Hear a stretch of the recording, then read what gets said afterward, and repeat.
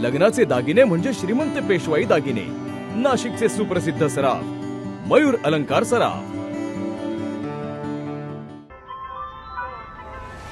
ताज्या बातम्यांसाठी नाशिक न्यूजच्या YouTube चॅनलला सबस्क्राईब करा आणि बेल आयकॉनला प्रेस करा।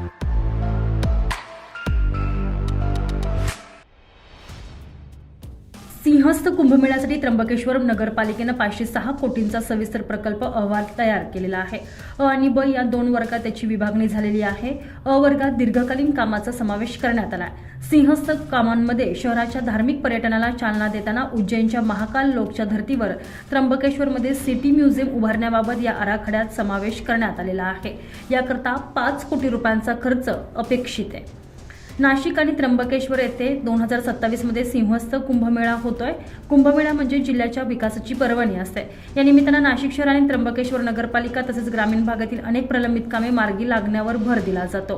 त्या दृष्टीने त्र्यंबकेश्वरचा सिंहस्थ आराखडा तयार करण्यात आलेला आहे। या आराखड्याचे 2 भागात विभाजन करण्यात आले। यामध्ये अ वर्गात दीर्घकालीन कामे तर ब वर्गात कुंभमेळा सुरू होण्यापूर्वी करावयाची कामे यांचा समावेश आहे। त्र्यंबकेश्वरमध्ये शैवपंथीय आखाडे स्नान करतात। बहुतांश आखाड्यांकडे स्वतःची जागा आहे, तेथे सोयी सुविधा पुरवाव्या लागतात। जागा नसलेले आखाडे आणि अन्य धार्मिक संस्थांसाठी तुलनेत कमी आकारमानाचे साधुग्राम बसवले जाते। दोनही ठिकाणी भाविकांसाठी पिण्याचे पाणी, तात्पुरती निवारगृहे, शौचालय आणि प्रसाधनगृहांची व्यवस्था करावी लागते। सुरक्षा व्यवस्था, आपत्ती व्यवस्थापन, सार्वजनिक आरोग्य, वाहतुकीसाठी बसगाड्या अशा अनेक पातळ्यांवर सूक्ष्म नियोजन करावे लागते। या सर्व बाबी विचारात घेऊन हा आराखडा तयार करण्यात आलेला आहे। त्र्यंबकेश्वर कॉरिडॉरमध्ये घाटांचा विकास, दर्शन पाथ, शहरात प्रवेश करताना भव्य प्रवेशद्वार, शाही मार्गाचा विकास, शहराच्या प्रमुख चौकांमध्ये भव्य शिवस्तंभाची निर्मिती, शहराचे सुशोभीकरण, रस्ते विकास तसेच त्र्यंबकेश्वरचा इतिहास सांगणारे भव्य म्युझियम यांचा समावेश करण्यात आलेला आहे। तर ब वर्गात विद्युत व्यवस्था, नगरपालिका इमारत, फिल्ट्रेशन प्लांट, ड्रेनेज लाईन, मलशुद्धीकरण केंद्र, घनकचरा व्यवस्थापन आदी कामांचा समावेश आहे।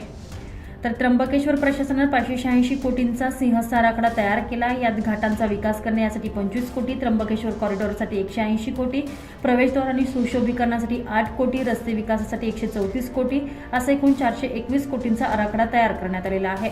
तर कुंभमेळ्यात उपलब्ध करून द्यावयाच्या सुविधांसाठी 165 कोटी रुपयांचा आराखडा तयार करण्यात आला। यात आखाड्याच्या सुविधांसाठी 50 कोटी तर सिटी म्युझियमसाठी 5 कोटी आणि इतर सुविधांसाठी तरतूद प्रस्तावित करण्यात आलेले आहे।